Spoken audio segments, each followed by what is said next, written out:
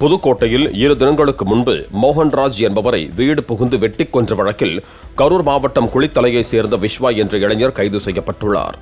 அரசு வேலை வாங்கித் தருவதாக கூறி மோகன்ராஜ் அவரிடம் 14 லட்சம் ரூபாயை வாங்கியதாக கூறப்படுகிறது.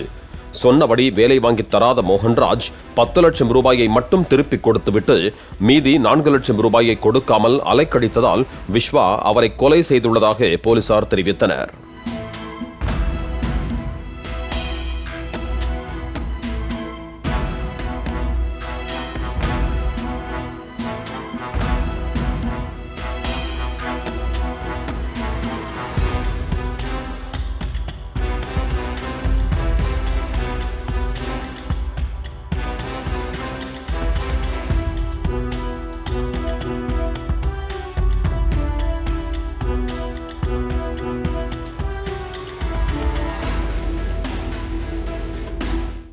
பிளே ஸ்டோர் மற்றும் ஆப் ஸ்டோரில் இருந்து பாலிமர் செயலியை QR கோடு மூலம் பதிவிறக்கம் செய்யுங்கள்.